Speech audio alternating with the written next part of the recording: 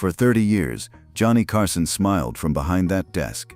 The lights were hot, the cameras were rolling, millions were watching, and sitting across from him were some of the biggest names in Hollywood. The heartthrobs, the legends, the icons. But Johnny knew things, dark things, explosive things, things that could destroy careers instantly. He sat there asking softball questions while carrying the weight of Hollywood's most guarded secrets. Carson wasn't just a host. He was the gatekeeper, the confessor, the vault where truth was locked away. The truth about Hollywood's golden age is far darker than anyone imagined. This isn't gossip. This is about a brutal machine designed to sell fantasy at any cost. Let's start with the most shocking of all. Rock Hudson, the fabricated fantasy. Rock Hudson was the definition of masculine perfection. Tall, handsome, charming. He starred opposite Doris Day in romantic comedies that made audiences believe in love. Women swooned. Men wanted to be him. Hudson was the ultimate heterosexual fantasy. Johnny Carson knew it was all fiction. Because Carson knew Hudson's entire public life was carefully calculated deception, designed to hide who he really was. It was an open secret in Hollywood, but exposure would have been career-ending. The pressure was immense. Hudson's agent, Henry Wilson, had arranged his entire life like a stage production. In 1955, when Confidential magazine threatened to expose Hudson, Wilson made a terrible bargain. He threw 2 other clients under the bus, revealing their secrets instead. The studio system protected its biggest asset at any cost. Then came the marriage. Wilson arranged for Hudson to marry his own secretary, Phyllis Gates. Think about that. The studio manufactured an entire marriage just to stop the rumors. It lasted 3 years and served its purpose perfectly. According to those close to Carson, he found these studio-arranged marriages deeply disturbing. Johnny called it institutionalized lying. He wasn't judgmental about anyone's private life, but the elaborate machinery designed to deceive the public troubled him profoundly. The tragic end came in 1985.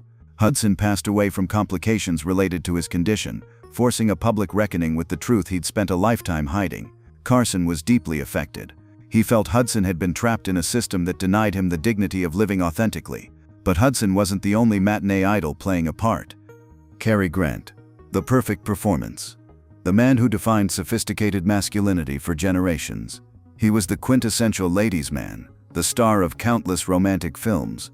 But Carson, like many in Hollywood, knew about Bachelor Hall. For over a decade, Grant lived with fellow actor Randolph Scott, a rugged star known for westerns. The two shared a beach house, and they weren't exactly hiding.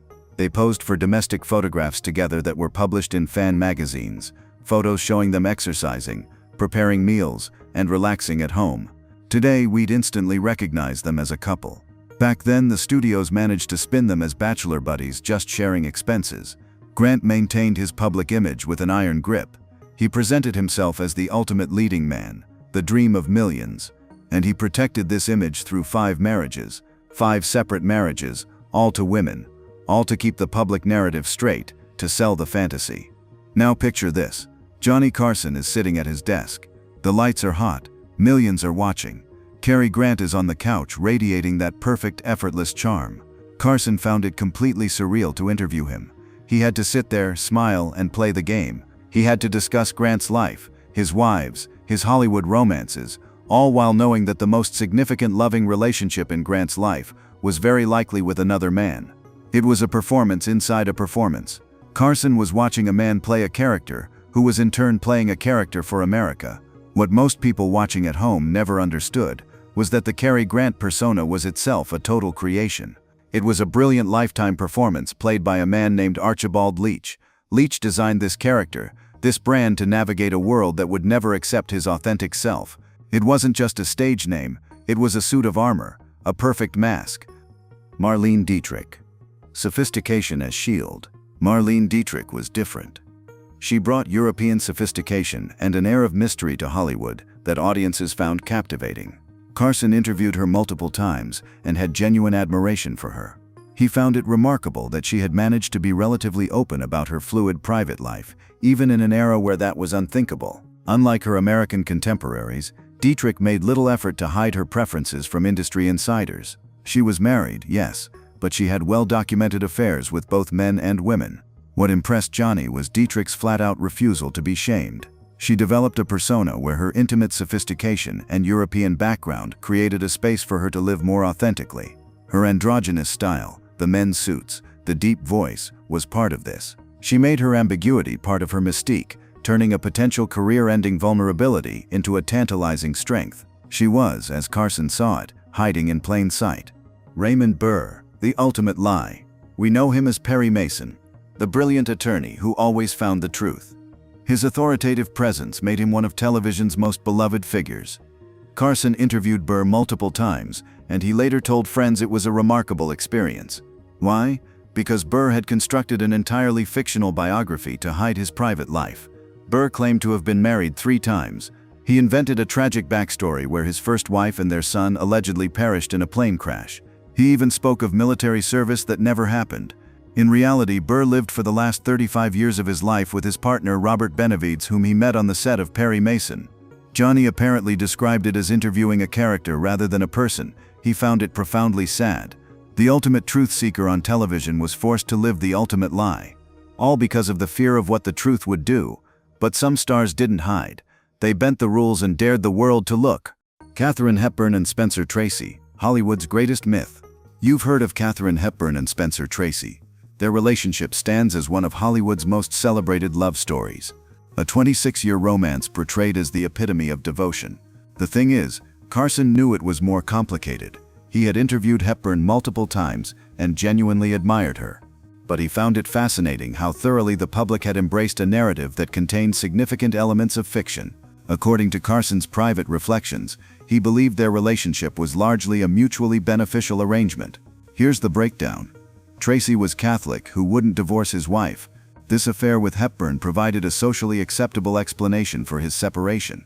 And for Hepburn, an intensely independent woman, it offered a perfect reason why she remained unmarried, giving her the freedom to live largely as she pleased. What many overlooked is that Hepburn's closest and longest relationships were allegedly primarily with women. She lived with Laura Harding for many years, and later had a decades-long relationship with Phyllis Wilborn. The public bought the romance, but Carson saw it as perhaps the most successful piece of myth-making in Hollywood history. But it gets even more complex. What about a marriage where both partners were hiding the same secret? Marlon Brando, truth's contradiction. Marlon Brando changed acting. He was all about raw, naturalistic, brutal truth on screen. Carson interviewed Brando several times and found him uniquely challenging. Why? Because here was the man celebrated for uncompromising truth, who was simultaneously engaged in significant concealment about his own private life. But Carson knew, as did many in Hollywood, that Brando's personal life was far more complex and fluid than his public image suggested. Brando himself became more open about it in his later years, but during the height of his fame, it was all hidden. Johnny would comment on the irony. Brando was celebrated as the man who stripped away artifice from performance. Yet in his personal life, he maintained significant fictions about who he really was. What many found fascinating was that the 2 actors who redefined American masculinity on screen, Brando and Dean, were both allegedly engaged in private lives that would have shocked the audiences who idolized them. But hiding alone was hard. The safest way, it seemed, was to hide in plain sight with a partner who was in on the secret. James Dean. The rebel's brutal price. When you think of the ultimate rebel, you think of James Dean. He appeared in just 3 major films before his passing in a car crash at age 24. But in those 3 roles, he became an enduring cultural icon, the quintessential troubled youth, the symbol of authenticity in a conformist era. Carson never interviewed Dean, but he heard the whispers from guests who knew. What disturbed him were the allegations that Dean had engaged in relationships with powerful men specifically to advance his career. The rumors suggested the young actor was willing to use relationships with influential industry figures as a way to get ahead. The rebel image didn't quite match the reality of a brutal system. The most persistent rumors centered on his relationship with director Rogers Brackett, who helped launch his career. Carson was careful not to judge Dean for these choices. He saw it as an indictment of a system that created awful power imbalances. A system that forced talented young people into impossible corners, making them commodify themselves just to get a chance to succeed. And then there was Dean's contemporary, the other great rebel, Tyrone Power. The swashbuckler's double life. Carson never got to interview Tyrone Power, who passed in 1958, but he heard all the stories from Hollywood old-timers. Power's entire career was built on his appeal to women. He was the swashbuckling star of The Mark of Zorro and Blood and Sand. His face launched 1,000 fan clubs. Yet behind the scenes, according to Hollywood insiders, he lived a completely separate, compartmentalized existence. What fascinated Johnny was this total split. By day, the ultimate heartthrob. By night, seeking companionship that would have instantly destroyed that carefully built image. His marriages to 3 different women were necessary cover. These relationships helped maintain the fiction that his career demanded. Carson often reflected on the psychological complexity of these arrangements. These weren't just show marriages. They involved real emotions and resulted in children. The human reality was far more nuanced than simple deception.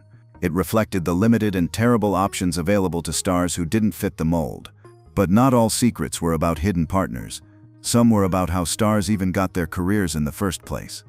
Charles Laughton and Elsa Lanchester. The double cover. Charles Laughton as the Hunchback of Notre Dame and Elsa Lanchester as the immortal Bride of Frankenstein. Their marriage lasted from 1929 until Laughton's passing.